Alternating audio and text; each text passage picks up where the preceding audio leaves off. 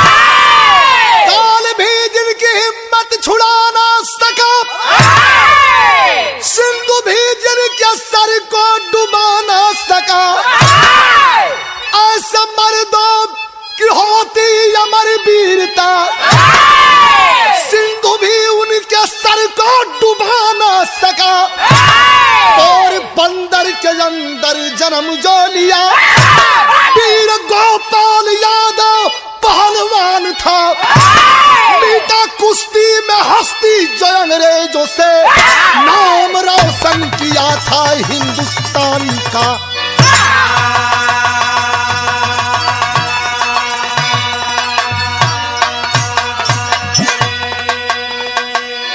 British government की व्यवस्था थी हिंदुस्तान के कोने कोने क्रांति की लहर दौड़ गई थी चारों तरफ बस एक ही बात एक ही आवाज आ रही थी क्या कि तुम मुझे खून दो हम तुम्हें आजादी देंगे लेकिन भाव कवि जी कितना सुंदर दिए हैं पोरबंदर का रहने वाला एक पहलवान था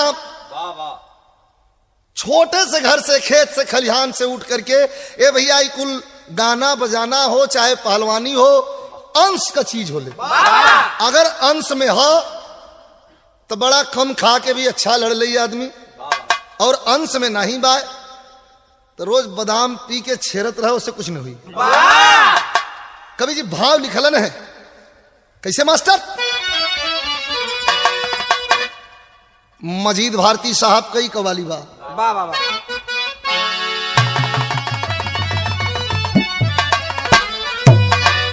प्यार के मोड़ पे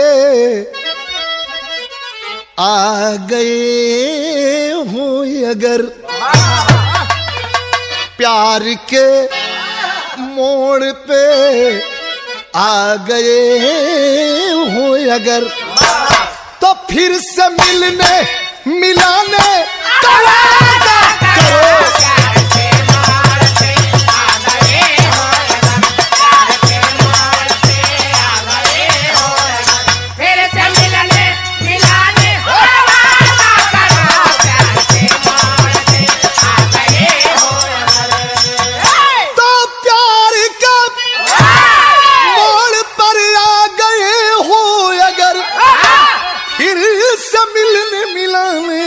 वादा करो ए सतीश भाई फिर से मिलने मिलाने का वादा करो लेकिन आ गए हो तो जाने की जिद ना करो आ गए हो तो जाने की जिद ना करो, जा रहे हो तो याने चलेगा करो,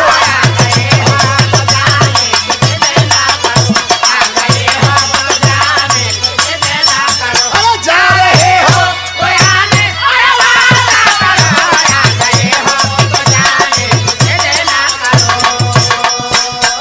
कवि ने भाव दिया है कि सर झुकाती है कुदरत भी उस वीर को, कि सर झुकाती है कुदरत भी उस वीर को, अरे जो कि अपने वतन का वफादार है,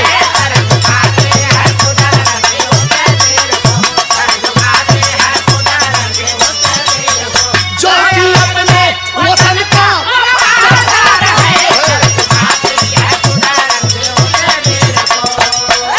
तो सर झुकाती है कुदरत भी उस वीर को, जो कि अपने वतन का वफादार है। छेद सकता है पत्थर की छाती वही, कौन छेद सकता है पत्थर की छाती वही, जिसके हाथों में हिम्मत का हथियार है,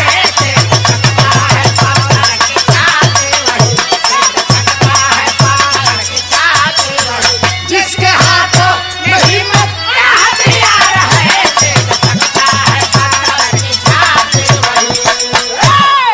कहानी का शुरुआत भइल मात पिता रहित गोपाल नौजवान हुआ, मात पिता रहित गोपाल नौजवान हुआ, रियाज मारे अखाड़े पर पहलवान हुआ।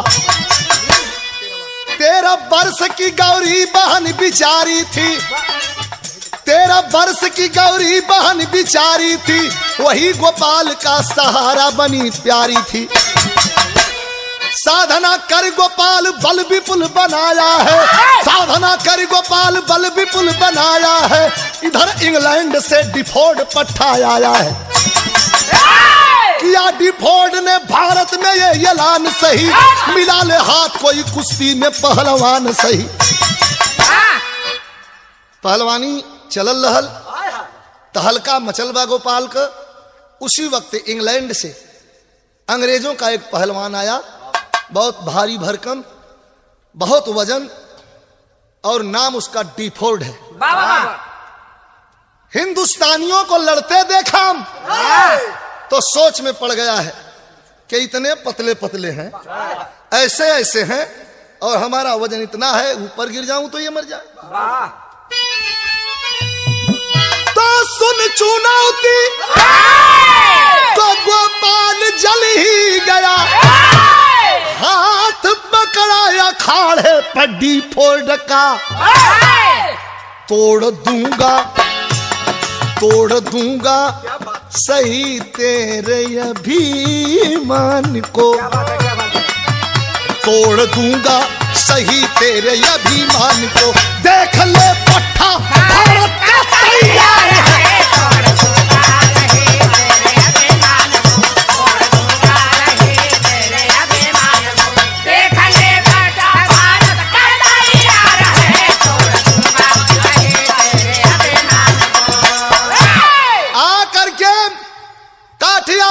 चैलेंज कर दिया वह अंग्रेजों का पहलवान डिफोर्ड। कहा कि अगर हिंदुस्तान में किसी माँ ने अपने बेटे को दूध पिलाया है तो वह आकर के हमसे लड़ ले।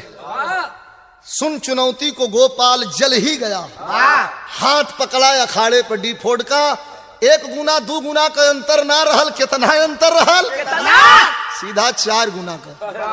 इतना मोटा रहल कि चले तो एक और यहर से थल, यहर से चले तो यहर से थल। गोपाल का हालत का रहल? एकदम पत्थर। पहलवान का आकार कैसन होवे के चाहिए? ए भैया, कमर पतील, ऐठाइल रान, चाकर छाती, गर्दन चढ़ल और कपार छोट। ये ना कि कपार हाड़ी मतीन हो, भर देह में है चुतरा या पेट है। तो उस्तादे के कटकारी कर रहलू गोपाल देखे में लगे कि एकदम झरनाट है, लेकिन दम रहल हिंदुस्तान के पानी और हिंदुस्तान के माटी का। हाथ मिला करके जब चला है साइड में तो भाव है मास्टर।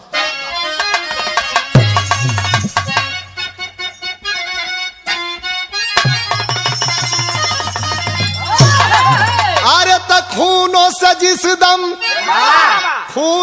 जिस दम जलती दिवाली, अरे पानी पे होती लोहू की होली, कैसे झुकेगा झंडा हमारा, चाहे चलेगी सीने में गोली।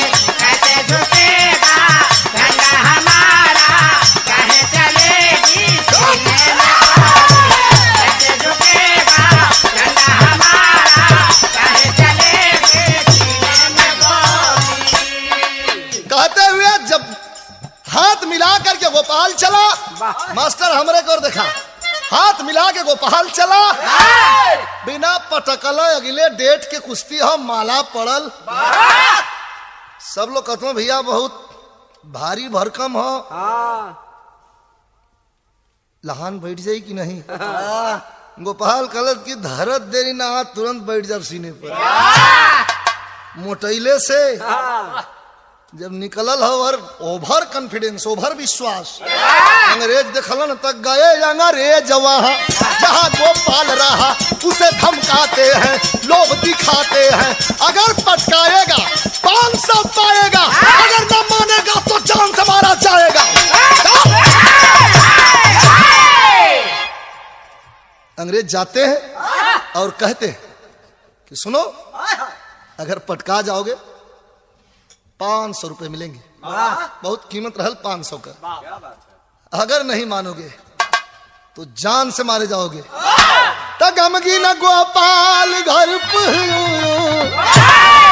बोला बहन से सकल भेद खोली, कैसे झुकेगा झंडा हमारा, चाहे चलेगी सीने में गोली।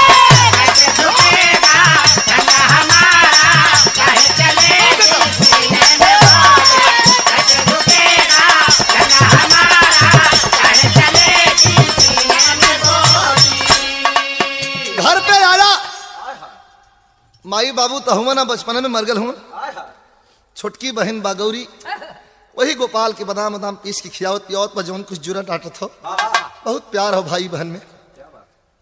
बड़ा उदास भैया का चेहरा है, कुश्ती हाथ मिला के आल हुआ और उदास देख के गौरी बुला के अपने भैया गोपाल से पूछती है, भैया कहे इतना उदास हो, कोई दिक्कत तो नहीं है। कह नहीं, हाथ तो मिला ले है, लेकिन अंग्रेजवा कहते पटका जेबा तो 500 दे, पटक देवा तो मुँह आ दे। बहनिया सुनला साल बड़ी जोर कल का कहला का कहला से मास्टर।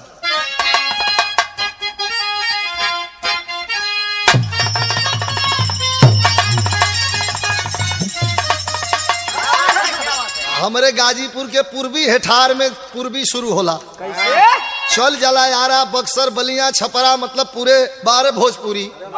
ए मास्टर कहल जला कि गुड़ो मीठ होला। ए बाबू गुड़ो मीठ होला, बाकी मिश्री ना होई, नूनो उज्जर होला, बाकी फिटकरी ना होई। हर भाषा का सम्मान हमनी का करिल नजर ए बाबू, लेकिन कोनो भाषा भोजपुरी ना होई। ई देखी भोजपुरी का हृदय पूर्वी गीत। अरे तत्व के बहनिया भैया से कहतिया, पानी लिया के धैले बिया पियावतिया। भैया बड़ा उदास बाड़न, लेकिन वो गौरी 13 वर्ष का गौरी बड़ी चालाक है। कहलस कि तो के अरे राखी के कसम बार बार भैया। गोपाल ताकत बहनिया को का कहतिया, करत की भैया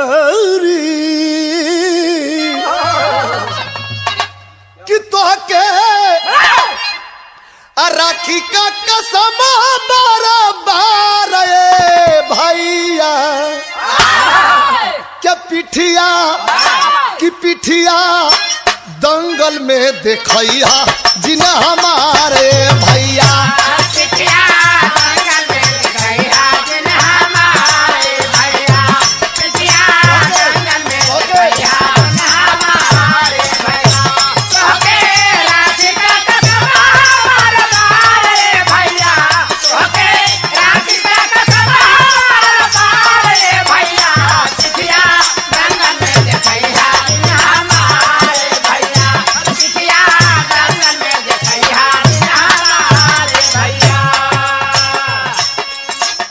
भैया हाथ जोड़ते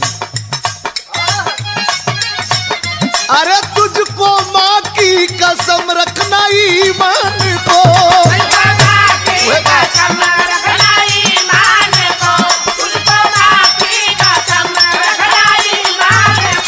अरे गर्व तुझ पर सदा हिंदुस्तान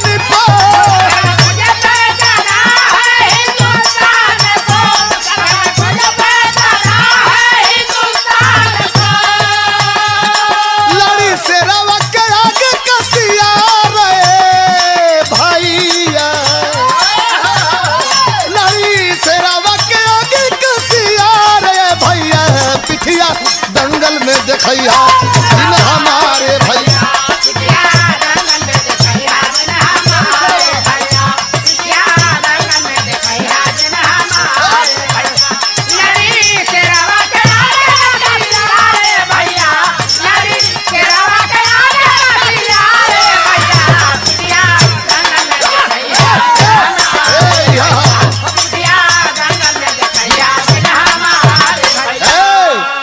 भैया हो शेर बड़ा तू हिंदुस्तान के पानी माटी में पहलवान लोग में असर हनुमान जी का होला हनुमान जी के जब कोनो बात खियाल धरावल जाओ तब तनी फड़फड़ाए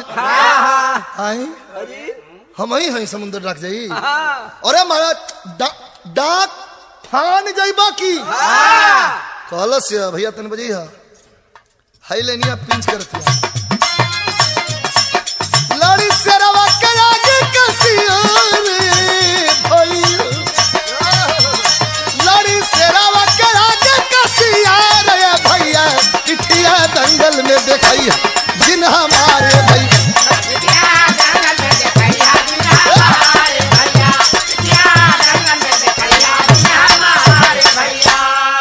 फड़फड़ा के खड़ा हबल हाँ कहाँ मर जाइबा इतिहास के पन्ना में तनी से जगह मिल जाई नाम अमर हो जाई जिंदगी भर जी के गोल का चश्मा लगा के लाठी लेके करबाओ में कोनो इज्जत ना हो मर जा देश खातिर इतना विश्वास सुन के बहन को बड़ा प्यार से देखा और कहा कि बाहर गौरी कह के तो चलल है का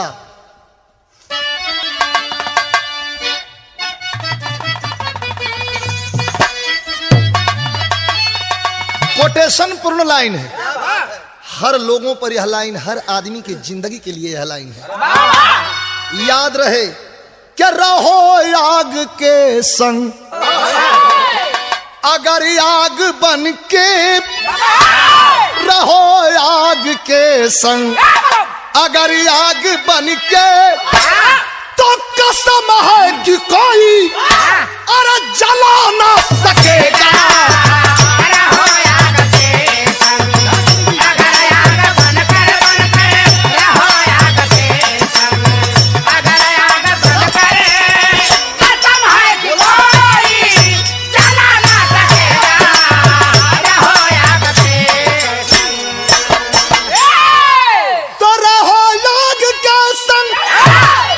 अगर याद बन के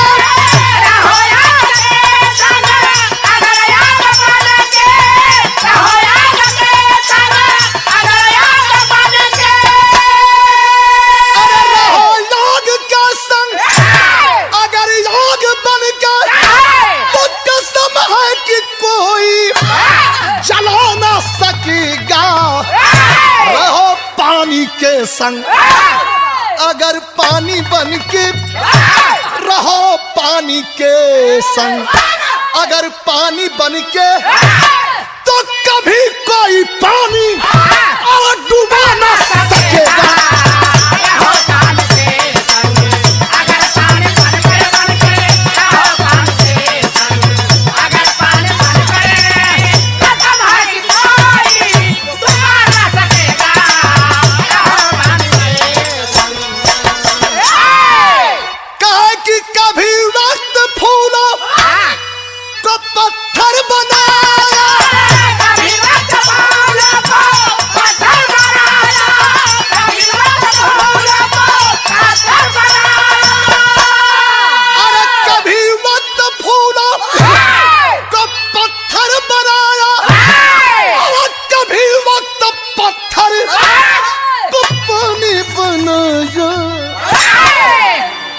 सुनो, अरे अगर दिल में लेकर के हिम्मत चलोगे, अगर दिल में लेकर के हिम्मत चलोगे कि कसम कोई तुझको और झुका ना सकेगा।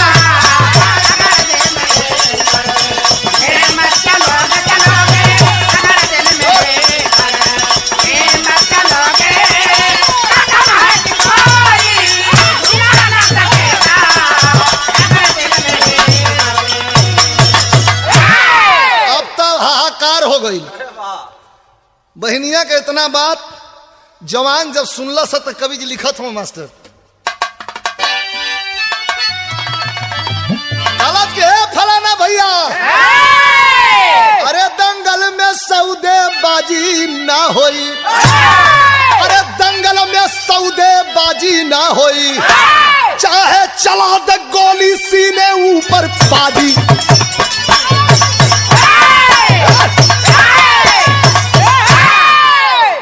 भीड़ जुटी है, पूरे लोग चल दिए, काफी भीड़ है, अखाड़ा ऊपर बना हुआ है, लोग चारों तरफ से बैठे हैं, सब हनुमान जी के मनावता और से उचलल बा 2 कुंटल हवा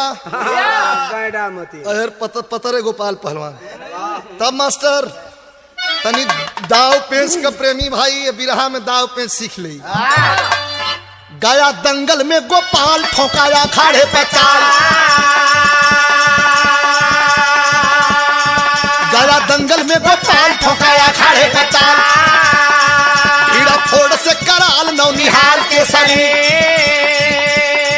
किया फोड़ तब उतार तब गोपाल होशियार,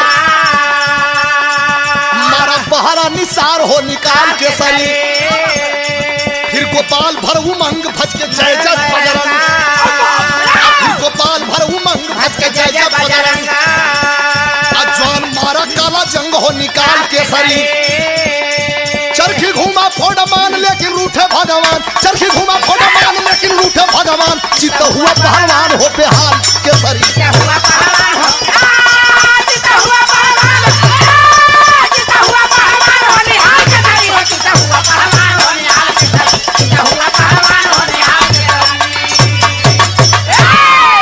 दाव पेच चल रहल बा, बचत बचत बचत बचत बचत बचत मार दलस, काला जंग धां से नीचे गल, छाती पर बैठ गया, मेड़ पर तो काला हाहाकार मचल। उनमें मुख्य अतिथि के रूप में के बुलावल गल हल महात्मा गांधी जी। एक तरफ बैठल होन, बर्दाश्त ना बल बुढ़ौती का खून हो, गर्मी आ गई, जब देश का लड़का पटकला सा वो 2 कुंटल के पहलवान के, तो भाव कभी लिखत हूं,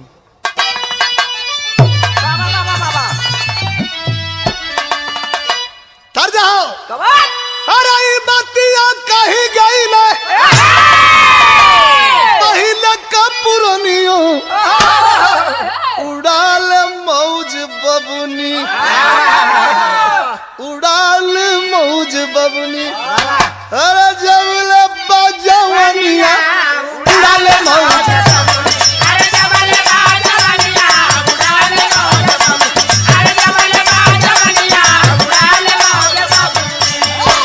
गांधी जी दौड़ना है, अरे गांधी जी गोपाल को लगाया लिया छतियो बचाया लिया बबुआ बचाया लिया बबुआ देश का इज्जतिया बचाया लिया बबुआ अरे देश का इज्जतिया बचा लिया अरे देश का इज्जतिया बचा लिया बबुआ दिला आशीर्वाद बापू लेके बलैया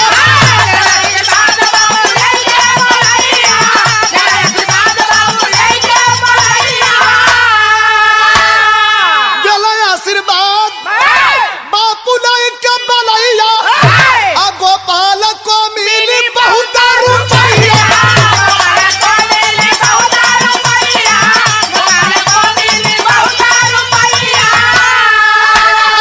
अंग्रेज झंख तू मिले भाई सुरतिया बचा लिया बबुआ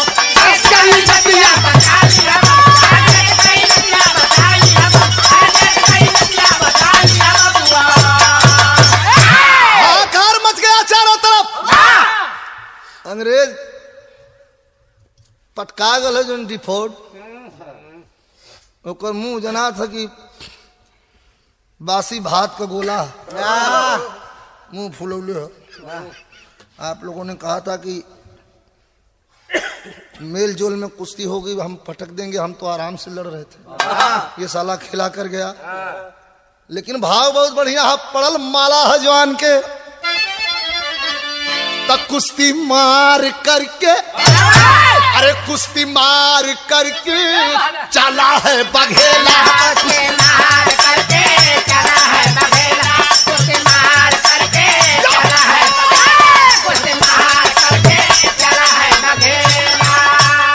अरे किया रण खेला हिंद में अकेला किया रण खेला रण में अकेला हिंद का गदेला कुश्ती मार करके चला है बघेला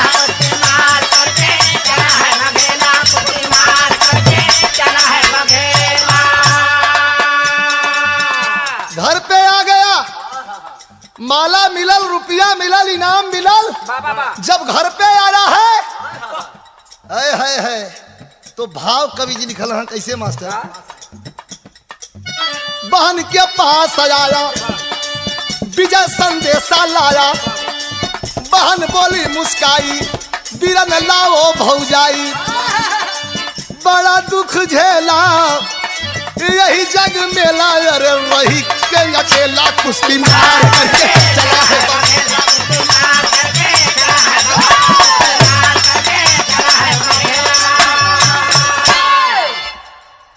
विजय का माला लिया करके दिया गौरी, तुमने कहा था और तुम्हारे कहने पर हमने अंग्रेज को पटक दिया है। बहनिया काकर से लगल रही लाल। बहन के पास आया विजय संदेशा लाया, बहन बोली मुस्काई बिरल लाओ भौजाई। काहे ए भैया भौजी के लिए आवा क्या कहला से बड़ा दुख झेला यही जग मेला, रही के अकेला कुश्ती मार करके चला है बघेला।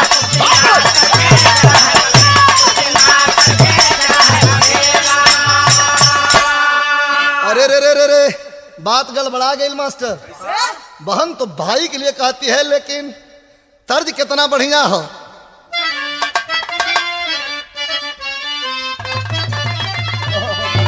किरतिया नींदो न आवे सजरिया जरी जरी रतिया नींदिया न आवे सजरिया जरी जरी रतिया नींदिया न आवे सजरिया जरी जरी रतिया नींदिया न आवे।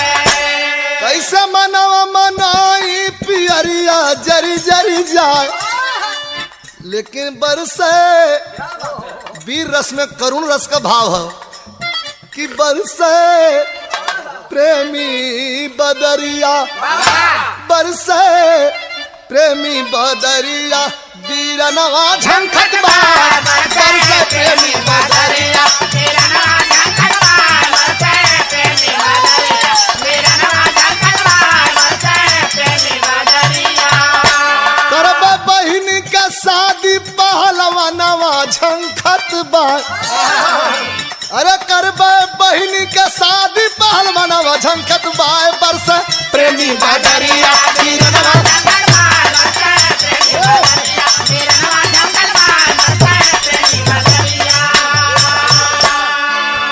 ए भैया सोच में पड़ गया है। क्या सोचत हो मास्टर कि बोझ भाई के कंधे पे होती बहन, बोझ भाई के कंधे पे होती बहन, सोच गोपाल शादी की रखा लगन। बोझ भाई के कंधे पे होती लगन, बोझ गोपाल शादी की रखा लगन। बोझ भाई के कंधे पर होती बहन, बोझ गोपाल शादी की रखा लगन। अरे त झूठी बहिनी से नाता बिरनो झंखत बा, छोटी बहिनी से नाता पीरनवा झंखत बाय बरसा प्रेमी बदरिया पीरनवा झंखत बाय बरसा प्रेमी बदरिया, पीरनवा झंखत बाय बरसा प्रेमी बदरिया, पीरनवा झंखत बाय बरसा प्रेमी बदरिया। बहन इशारा करती है कि बिरन लाओ भौजाई। सोच गया रे रे रे रे रे लड़े में हम भुला नहीं, बहन जवान हो गई हो, एकर शादी करना, एकर शादी करना जरूरी हो। खोज करके एक घर भर और बहन के शादी का दिन रख देता है।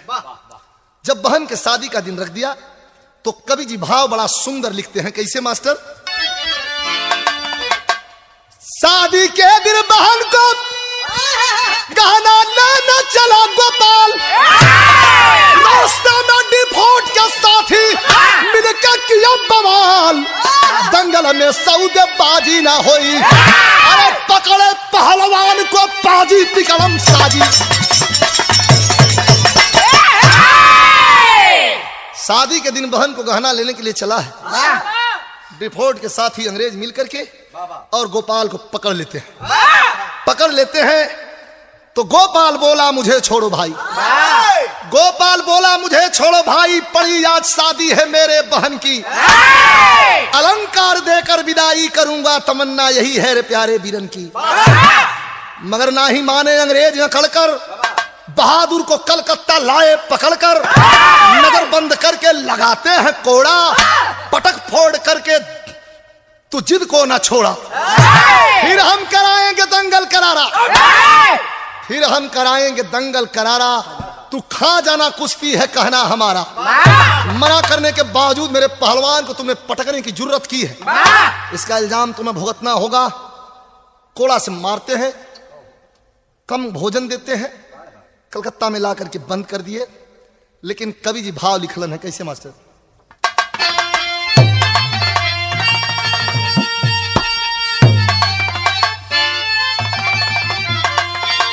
अंग्रेज बोलते हैं दोबारा हम दंगल कराएंगे, अगर कुश्ती खा जाने की शर्त मंजूर कर लो तो हम तुम्हें छोड़ देंगे। क्या कहा? अरे डपट के बोलल गोपाल तब समानावा चल के दंगल में, अब फिर से फोड़ का तोड़ा हम गुजरना चल के दंगल में।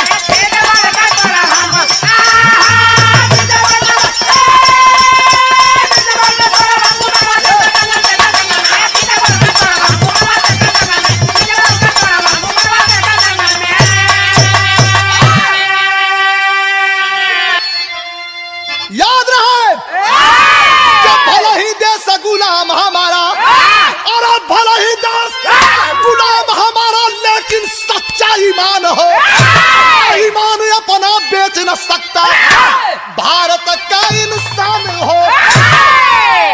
अरे दयान के ऊपर परनवा चल के दंगल में, भले खून से रंग जाई कफनवा चल के।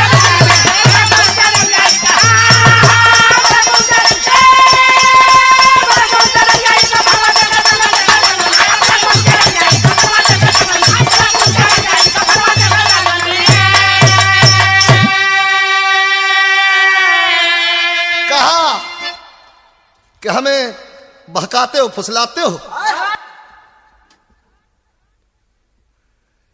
नौजवान कहता है तुम हमें रिश्वत देना चाहते हो। हिंदुस्तान का हर नागरिक, हर आदमी एक एक बूंद खून का कर्ज चुका देगा भारत माँ को। क्या कहता है मास्टर?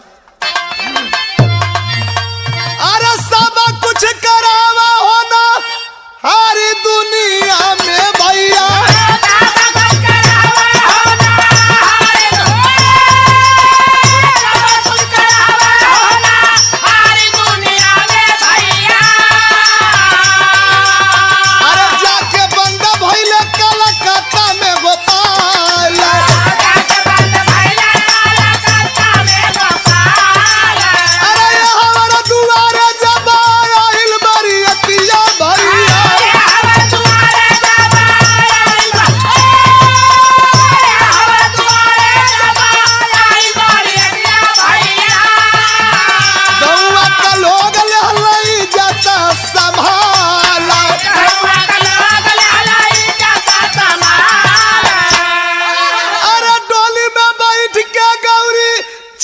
ससुरिया भैया,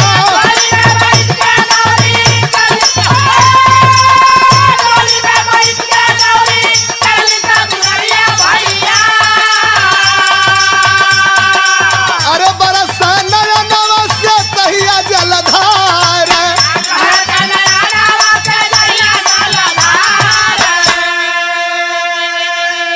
एक दो महीना 3 महीना नहीं 7 महीना तक कलकत्ता की जेल में बंद रख करके गोपाल पहलवान को यातना देते रहे और यही पूछते रहे कि अरे पहलवान, हार जाने की शर्त पर हम तुम्हें छोड़ सकते हैं, रिहा कर सकते हैं।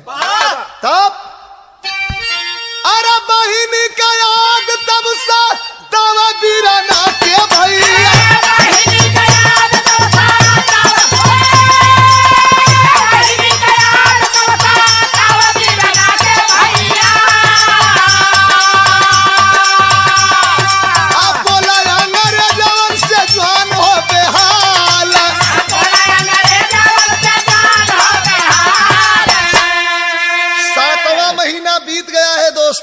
अब सोच में पड़ गया है वो पहलवान गोपाल कि अब बहिनी बिना चैन नहीं खे, हमरा चले के पड़ी। जाकर के अंग्रेजों के सामने कहा क्या रे फिर कथिया बाढ़ में हो गल दंगल भैया,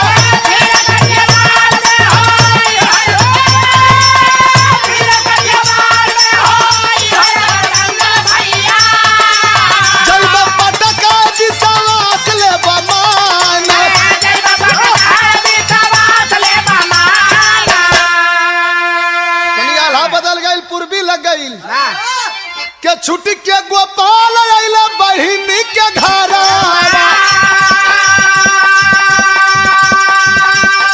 ए भैया छुट्टी के गोपाल आइला बहिनी के घर, अरे रूप था भिखारी बढ़ल दाढ़ी अरे नहीं पहचाना गौरी अपने बिरनी के,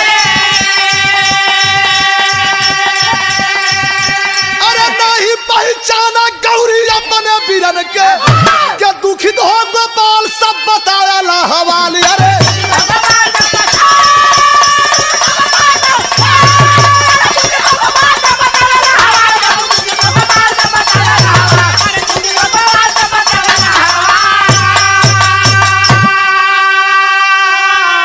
भिखारी का रूप बना हुआ है, मैला कुचैला कपड़ा पहने हुए भिखारी सा दाढ़ी बार बढ़े हुए बहन के ससुराल में पहुंचा। बाहर से आवाज दिया, रे गौरी कोई है अंदर? जैसे झटका सा लगा, गौरी अंदर है दुल्हन के भेष में। कोई भाई कोई घर पे परिवार नहीं खे कि एक बार झकहू आओ।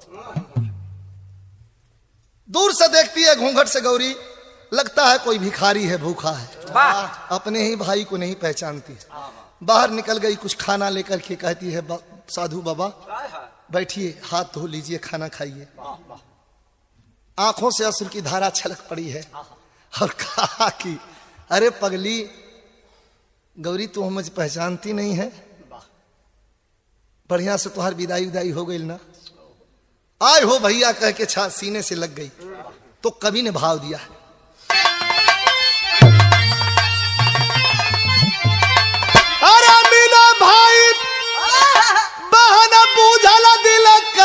अगिया। अरे और जा मास्टर। अरे मीना भाई बहन पूजल दिल के अगिया के खिलल प्रेम के सुमनवा से बगिया।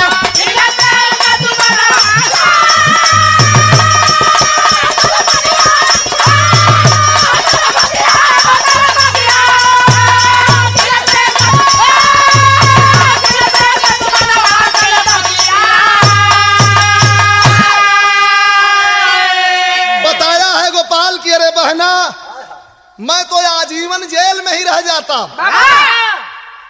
लेकिन एक शर्त पर छोड़ा गया हूं। कौन सी शर्त है भैया? दोबारा दंगल अंग्रेज करा रहे हैं इसी काठियावाड़ में और हमें कुश्ती खानी होगी। मैंने लिख के दे दिया है अंग्रेजों को। डांटती है बहन कि मर जाना स्वीकार करना चाहिए भैया आपको। अगर इसी तरह हर लोग समझौता कर लेंगे तो हिंदुस्तान से भला ये अंग्रेज कैसे जाएंगे? एक एक आवाज और एक एक फैसला जो लोहे पर खींची गई लकीर होगी और उसी लकीर में तोड़ के टूट के बिखर जाएगी अंग्रेजों की तकदीर। भला आपने कैसे स्वीकार किया? हाथ जोड़ा, कहा कि अरे पगली तुझसे मिलने की ख्वाहिश थी इसलिए स्वीकार करना पड़ा। लगा के बहाना को छाती से गोपाल धीरज बधाया। अरे तल्ला के आशीष बुजुर्गों का वह दंगल पीछे आया। भैया जी ने छोड़ा ईमानवा सैल बगिया। ए भैया दंगल के बीच में आया, आकर के चारों तरफ से घेरे हुए अंग्रेज। हिंदुस्तानियों का तांता लगा है। 7 महीने का घायल शेर निकला है आज जेल में से, बांध करके लंगोटा जंघिया और पैंतरा पर चलने लगा। तो जैसे जैसे माटी पर दौड़े शुरू कैला सा वैसे वैसे शरीर बम बम बम बम फूले शुरू कैला सा। 20 मिनट का मौका मिला पाया। क्या बात? 20 मिनट में रियाज करके तो वो तैयारी तो नहीं आई, लेकिन सुना अगर क्लासिकल लड़वैया हो, क्लासिकल गवैया हो तो वो अपन काम तनिका जांगर में निकाल ली। बरधा हो तो सांझ ले लड़ी फरियाई ना, 3-4 रात गाई कुछ बुझाई ना। तो क्लासिकल लड़वैया गवैया हो तो अपन तनिका जांगर में काम निकाल ली। ए भैया तल्ले के प्यार बहाना का गोपाल दंगल बीच आया और पटक पछाड़ा, फिर से फोड़ को विजयी ध्वजा उड़ाया। कीर्ति पूजन गगनवा हंसल बगिया।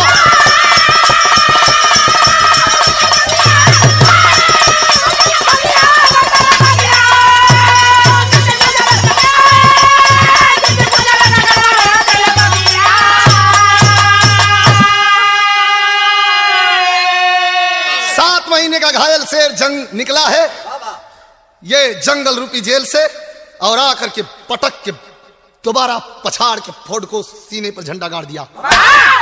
तो गुरु बिहारी गुरु गणेश गुरु राम लाल ललकारे बच्चन कहता कभी चंद्रिका गांव से सबको दंगल में सौदेबाजी ना हुई।